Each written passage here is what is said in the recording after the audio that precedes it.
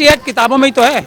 SC/ST act को रोकने के लिए करोड़ों करोड़ों और सैकड़ों करोड़ रुपए खर्च किए जाते हैं। ये सच्चाई है इस देश की। जब तक बड़ा आंदोलन नहीं होगा और लगातार नहीं होगा, किसी बच्ची को न्याय नहीं मिलेगा। ये बात हमारा मानना है।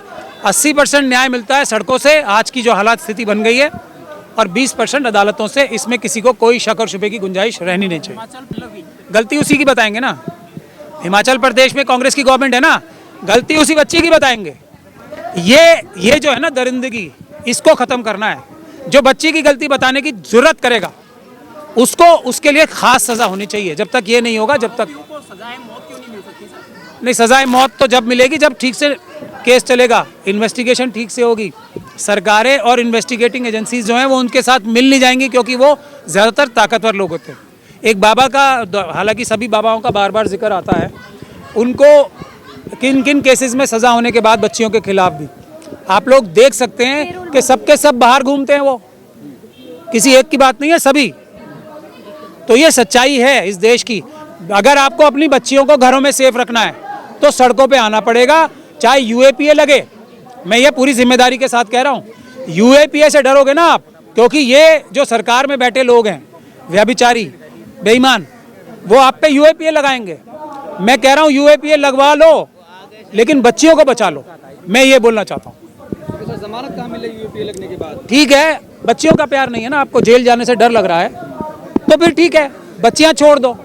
जब आप लोगों के ऊपर किसी और वजह से भी तो UAPA लगेगी, किसी और सड़क पे चलते व्यक्ति के खिलाफ भी, वो सोनम वांगचुक के खिलाफ लगी हुई है ना UAPA, उनके खिलाफ क्या आरोप है? तो जब उनके ऊपर लग सकती है तो किसी के ऊपर भी लग सकती है ना। बच्चियों का तो फिर भी कोई ख्याल नहीं करेगा। जेल तो आपको जाना ही है सबको। अगर कोई भी इतनी सी भी सच्चाई की बात करेगा वो जेल तो जाएगा ही।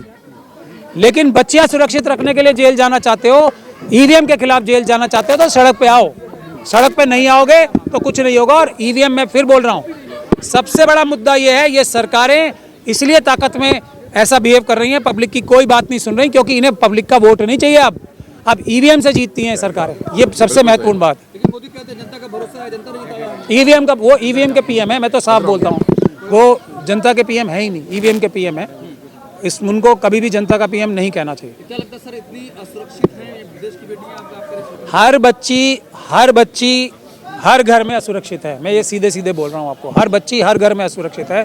अगर ये चीज़ चलती रही, मनीषा वाल्मीकि का केस हो या जितने भी केस हों, ये आपने उन्नाव का केस देखा, उत्तराखंड का केस चल ही रहा है, जो उधर कठुआ की बच्ची थी उसका केस देखो, आप कोई भी बच्ची का केस देख लो। वो पूना की बच्ची थी जिसके टुकड़े टुकड़े कर दिए, वो वॉलकर, मैं नाम नहीं लेना चाहता, लेकिन उसका असर देखो ना।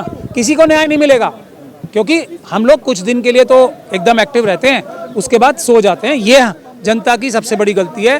दूसरा, पुलिस से डर के लोग घर में जो बैठेंगे, उनकी बच्चियां सुरक्षित नहीं है। अपनी बच्चियों का, परिवार की महिलाओं की शक्ल देख लें, घर में ना बैठें, बाहर निकले। ये हाथरस की बच्ची के लिए बाहर निकले, उन्नाव की बच्ची के लिए बाहर निकले, उत्तराखंड की बच्ची के लिए बाहर निकले, पूना की बच्ची के लिए बाहर निकले।